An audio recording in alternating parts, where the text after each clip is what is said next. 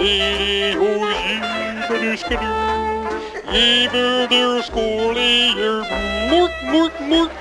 everyone and welcome to a very windy edition of Motorhouse, and it's my absolute pleasure to introduce to you my latest car.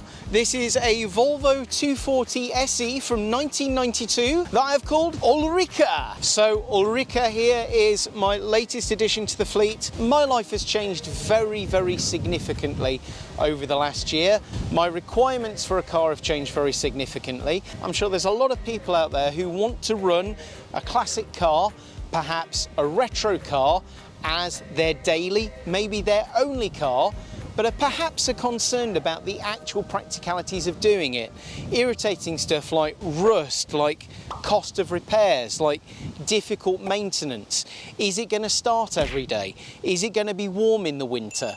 Is it safe? Can you actually use it as your only car? Well, that for me, I think, is where the Volvo 240 makes a really good case for itself as being the ultimate practical classic car. Now, the Volvo 200 series is a really unique car in a way, because even this car, which is a 1992 and was pretty much the last year of production ended in 1993, it was already effectively a classic car when production ended. The first of these cars were built in 1974. And even then, the 200 series Volvo was really a very heavily facelifted version of the 140 series that was introduced at the tail end of the 60s. What did Volvo change when the 240 came along? Well, not as much as you'd expect. From the cowl backwards, the 200 series is effectively the same car as the earlier 140 series. The car that ushered in the blocky, rectilinear Swedish design language that we all think of when we think of Volvo. What Volvo did update significantly with the 200 series from the cowl forward were the drivetrains. Now, the very early 240s still soldiered on with the B20 pushrod engine, but very quickly on, these cars adopted the legendary Volvo Redblock engine. In typical kind of Swedish manner, it's called a Volvo Redblock because the block's red. Anyway, what they effectively did was take the cast iron bottom end of the B20 engine and add an aluminium overhead cam cross-flow cylinder head. Actually quite advanced stuff for the 1970s. Okay, so what is under the bonnet of a Volvo 240? And it is a very large bonnet indeed. So, lifting up the bonnet, you can't help but notice how much space is in the engine bay of this car. These cars, of course, were also designed to use a V6, a 2.8 litre V6, the Duvran V6, which was a Peugeot, Renault, Volvo co-effort. This car has the legendary Volvo Redblock in, and being a late car, this is the B230 engine, so it's a 2.3 litre fuel injected with full engine management, making a blistering approximately 115 bhp. Look, it's no fireball, but what it does represent is an extremely durable and long-lived engine. Of the 3 highest mileage cars ever recorded, 2 of those are Volvos, one of them's a 240. Very easy to work on. Again, something that you want in a practical classic. Can you do all of this at home? Yes, you can. Now, these engines, these Redblock engines, have gained an unbelievable reputation for high mileage, for durability, for reliability. All things that you maybe don't associate with a typical classic car. These are relatively simple cars, even to something made 10 years later. Now, the advantage you've got with the 240, especially a late one like this, is that you're effectively working on a car from the 70s that has a lot of the amenities and practicalities of a car from the 90s. Namely, that it will start every day. It will start on a cold morning. It's easy to drive, and because of the fuel injection, it's actually not that bad on fuel as you'd expect. Now, if you're ever fortunate enough to own or borrow or drive a Volvo 240 estate, it will make you wonder why on earth everyone jumped over to SUVs, and also why modern estate cars seem so small inside. What we've got with the 240 is this legendary big opening, huge tailgate and huge long rear windows, which makes the whole thing feel a bit like a greenhouse inside. It's a hugely spacious, airy vehicle. And then of course we've got this really low load area as well, which makes it massively practical for getting things in and out. There's also an extra little trick on this one. So this car was a 7-seater with some optional factory seats in the back. 1 minute.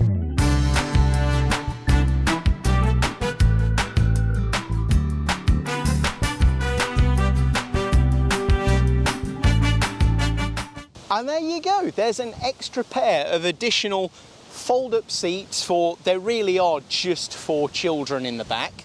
But if you didn't have this option, you got an extra storage space under the back of the floor.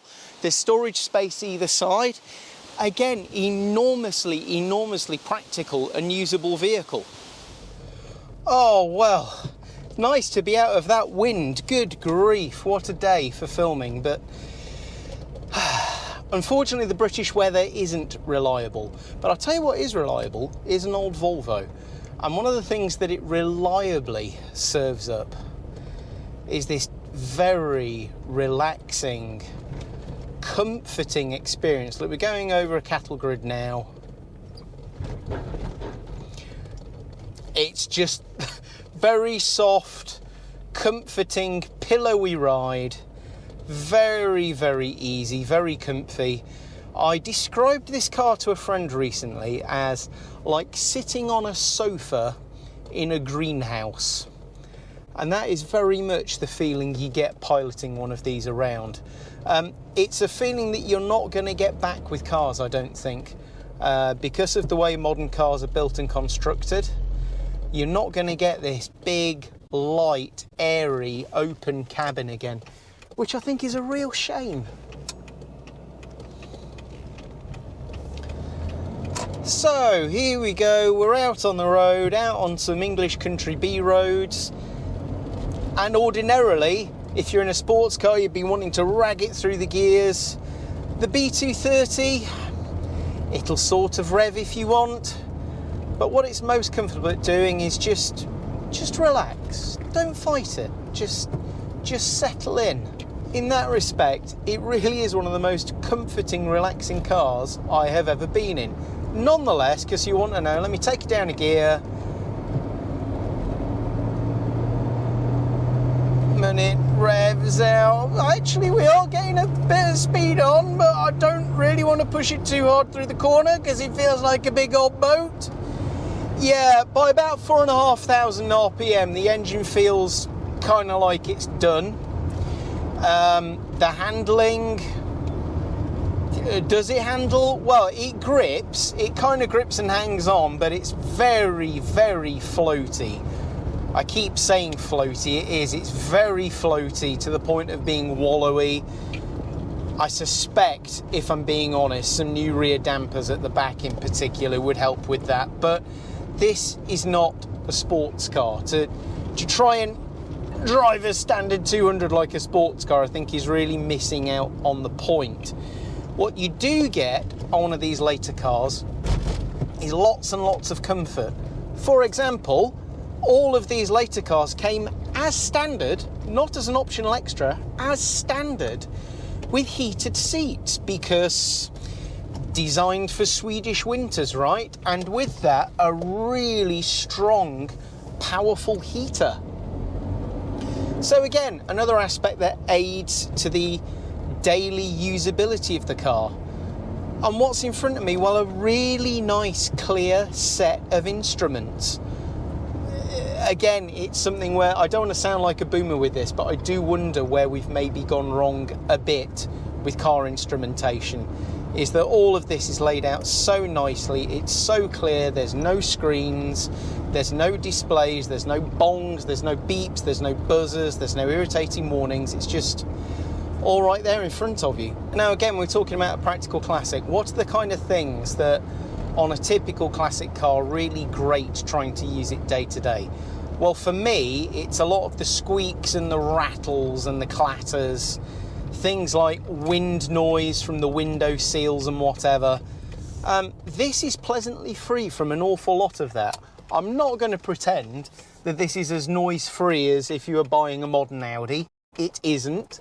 There's a few old plasticky rattles and scrapes here and there, but do you know what? It really isn't at all bad. And I suspect if I changed some of these broken interior trim plastics for modern, which you can get, it'd be a lot better. Another thing that is just highlighted there coming out of that junction, everybody loves the brick. Everybody likes you driving one of these. You're a nice person in a Volvo 240. People let you out, people smile at you. It's a happy car to be in. Now, despite me going on about how it's a wallowy old thing and not exactly a ball of fire, the 200 series Volvos have become a bit of an unexpected performance platform. You've got to remember that in Sweden, these kind of things were everywhere. And actually, it does have some of the makings of being what you're looking for in an enthusiast's car. These are rear-wheel drive. They've got an enormously strong Dana 30 rear axle out the back, for which you can upgrade that and make that handle a lot of power. There are limited slip diff centres available for it. And let us not forget that Volvo were one of the first to make a mass market turbocharged car. You could buy a factory turbocharged Volvo 240. Inherent strength of the Redblock engine means that these engines have been tuned very heavily by the aftermarket. And there's also a surprising amount of suspension upgrade kits available for these cars as well. So if you want to lower it, if you want to stiffen it, if you want to try and make it handle a bit better, then that is available off the peg. I've got to say, that is quite a tempting proposition. But I think overall, what I like this car for the most is not necessarily going down twisty, lovely English B roads like this. It's actually for cruising long distances. But I think what I like about this car the most is actually using it for long distance journeys, where, and I'm going to say it again, it's comfort. It's reliability, the fact that you know that you can just sit at 70 all day long in this car and it will get you where you want to go. That's quite a rare quality in a lot of classic cars. So one of the major upgrades Volvo made when they developed the 140 series into the 240 series was the car gained rack and pinion steering. On this car, it's power assisted rack and pinion. I'm not going to tell you that this has all the communicative feel through the steering wheel of a Porsche 911. It doesn't, but it's totally adequate. It's not vague like American car vague. Yeah, let's go down here. Let's have some second gear. Let's go for it.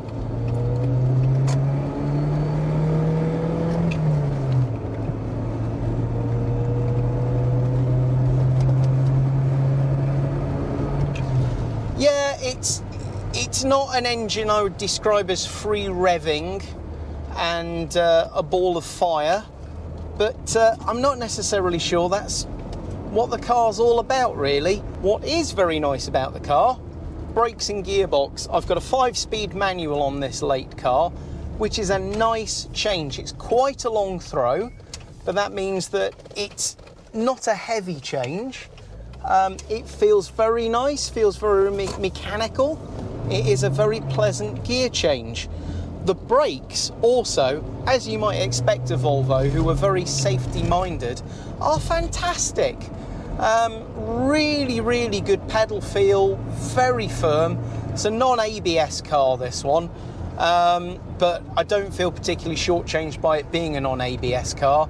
The brakes feel more than capable of pulling the car up to a halt, which, considering that they've got 4-pot calipers on the front and they've vented discs at the front, is probably what you'd expect. If you're looking to buy a classic car to thrill you, to get the hairs standing up on the back of your neck, this is maybe not the car to buy. But if you are looking for something dependable, comfy, that has a lot of the attributes you'd want in a modern car, like being dry, not being damp, not letting water in, having a good heater, being comfortable, being relatively safe, being easy to work on, easy to drive, and also a car that potentially, if looked after, could last you your life. You could do a lot worse than a classic Volvo 240, let me tell you. Now, of course, another downside with a lot of classic cars is the safety aspect of it. The majority of classic cars were not really built with a particular eye to safety. And if you're going to use a classic car every day, particularly if you have a family or you're driving loved ones around in it, that might be something of concern. Now, I'm not trying to say that a 30-year-old Volvo 240 is going to hold up as well in an accident as a modern car. If you'd like to see how I know about that, I put a link in the description to a very bad accident I had a few years ago. Have a watch of that. What I will say though is that if you wanted to buy the safest classic car ever made, this probably has a very, very high chance of being at the top of that list. Number one, of course, the 3-point safety belt.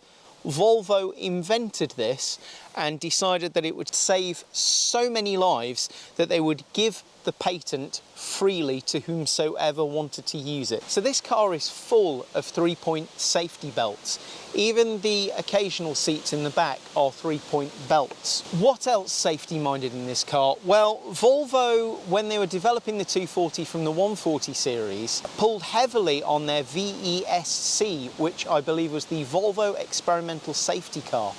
Now, the VESC debuted a lot of technology for Volvo that they felt would represent the future of safety in cars. If you look at the styling of the early 240s as well, they do owe a lot to the VESC car.